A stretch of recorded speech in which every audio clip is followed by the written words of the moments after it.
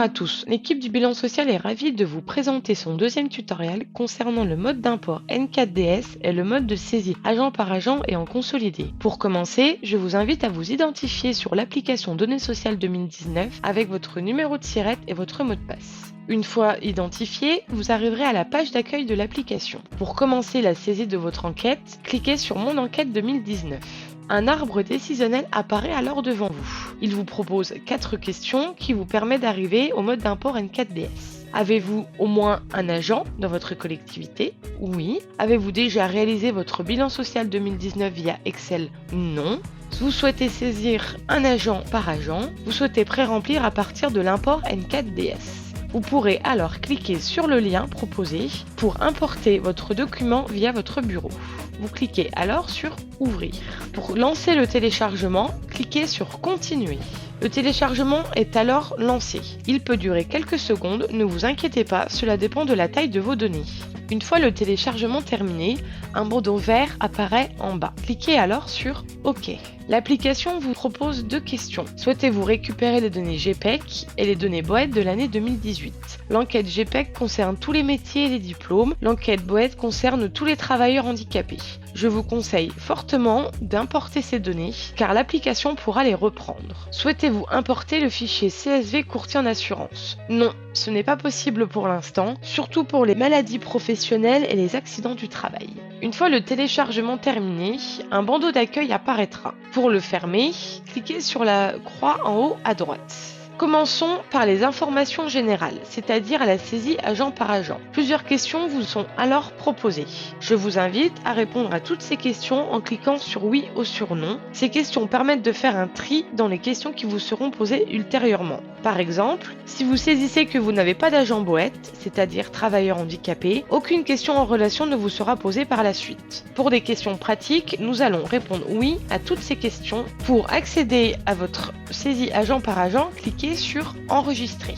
Vous trouverez alors plusieurs tableaux.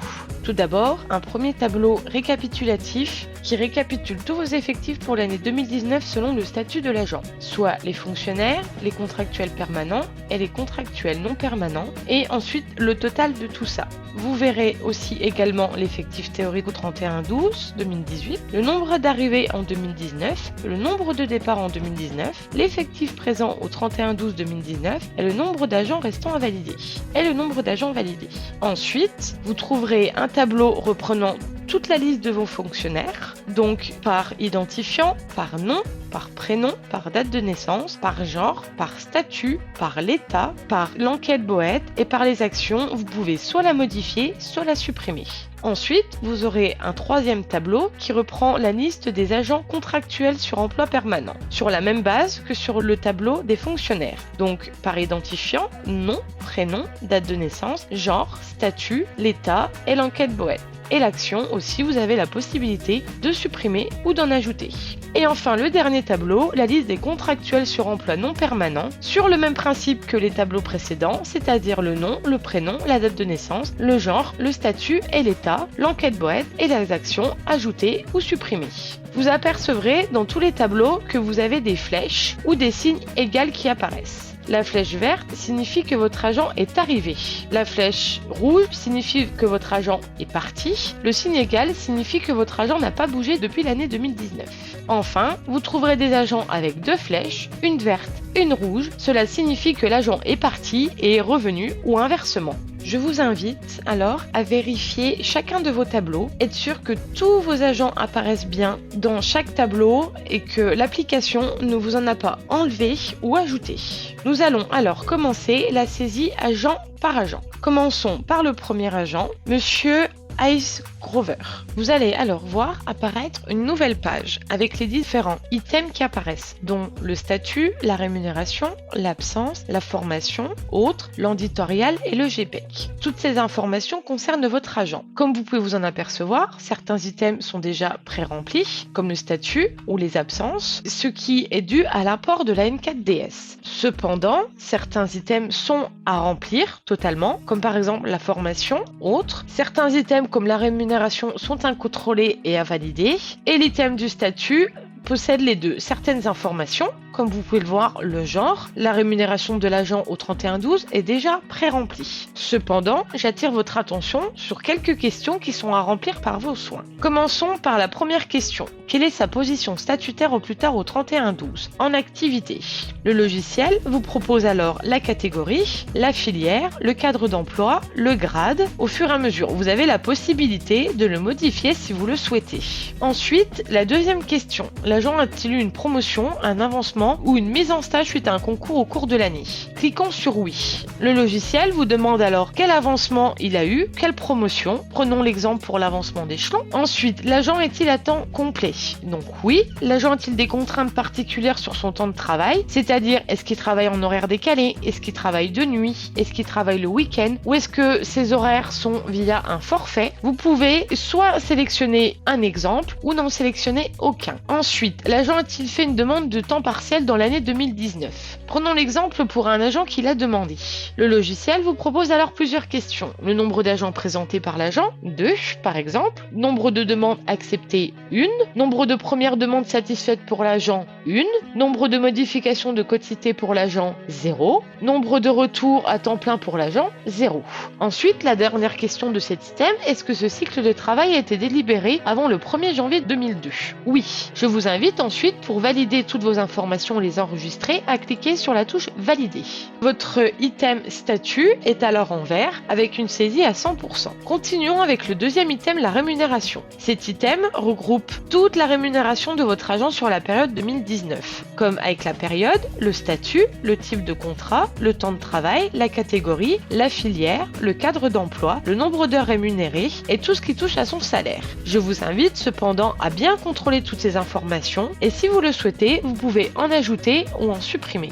Je vous invite aussi également à mettre 0 même si votre agent n'a pas mis d'heures complémentaires. Concernant le type de contrat, prenons l'exemple pour une assistante maternelle. Validé, votre item rémunération apparaît également en vert et à 100%. Prenons le cas des absences. L'item des absences regroupe toutes les absences que votre agent a pu avoir au cours de l'année 2019. L'agent a-t-il été absent au moins une fois au cours de l'année?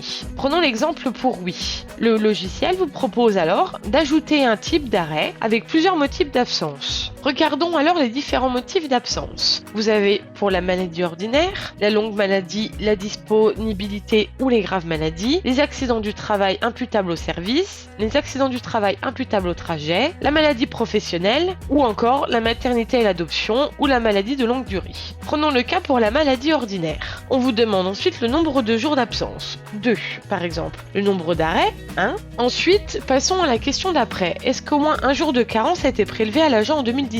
Oui. On vous demande alors le nombre de jours de carence affectés à l'agent, donc 1. La somme que cela représente, 150 par exemple. Le nombre d'allocations temporaires d'invalidité attribuées à l'agent suite à un accident du travail, 0. Le nombre d'allocations temporaires d'invalidité attribuées à l'agent suite à une maladie professionnelle ou à caractère professionnel ou contractée pendant le service, 0. Et le nombre d'allocations temporaires d'invalidité attribuées à l'agent suite à autre cas, 0. N'oubliez pas ensuite par la suite de valider.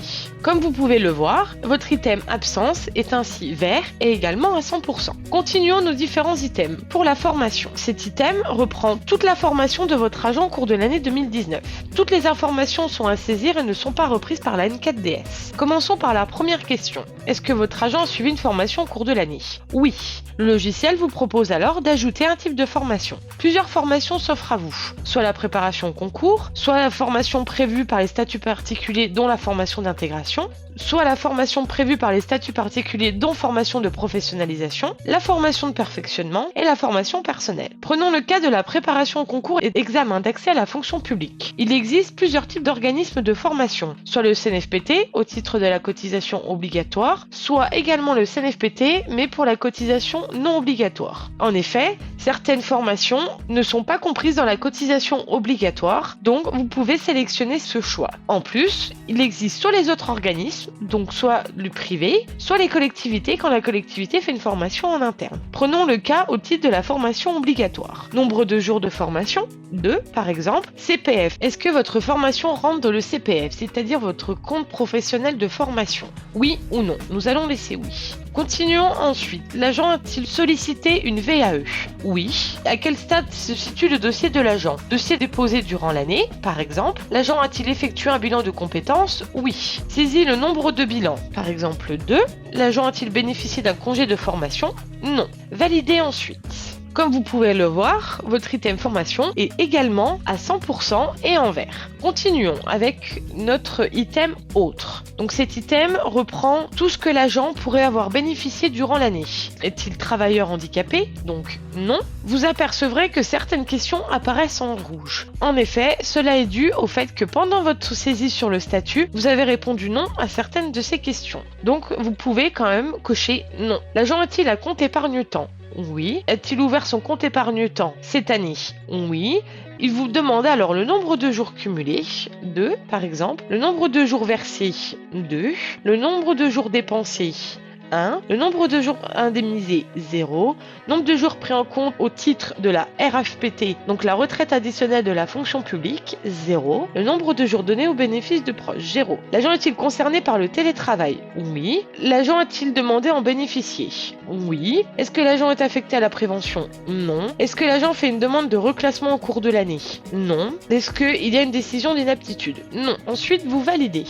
Comme vous pouvez le voir, en saisissant votre item autre, votre item éditorial s'est ainsi complété tout seul. L'application a reporté vos données. Ils apparaissent alors tous les deux en vert et à 100%. Continuons sur notre dernier item, le GPEC. Donc le GPEC regroupe tous les diplômes et les métiers obtenus par l'agent. Il vous propose alors une liste de niveaux, donc soit licence, soit master, soit un bac, soit un CAP. Prenons le cas de notre agent pour un BTS. 3 possibilités alors vous sont proposées. Le top 30 des métiers, la recherche par famille de métiers et la barre de recherche. Prenons l'exemple pour notre assistante sociale. Cherchons le social dans tous les métiers, santé publique. Recherchons alors le métier pour notre agent. Regardons dans les différentes propositions, éducation, animation et jeunesse. Plusieurs métiers s'offrent alors à nous. Nous allons sélectionner animatrice ou animateur enfance-jeunesse. Voilà, on valide.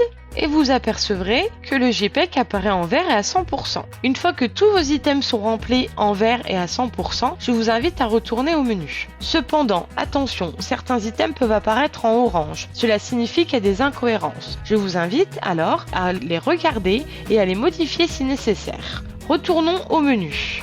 Comme vous pouvez le voir, l'agent, qu'on vient de compléter toute la saisie, apparaît en vert avec une barre de tâches complète. Vous devez saisir tous vos agents un par un avec toutes les saisies pour que votre saisie soit terminée.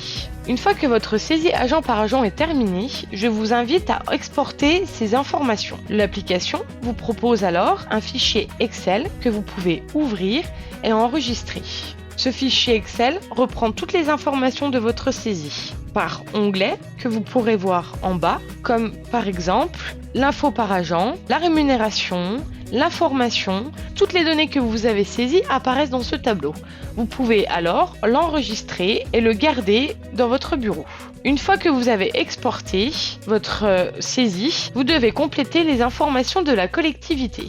Là, toutes les questions sont à répondre au fur et à mesure. Aucune n'est pré-remplie par la N4DS. Reprenons, alors question par question. Avez-vous eu recours à du personnel temporaire provenant d'une entreprise privée ou bien d'un CDG? Non, par exemple. Enregistrez.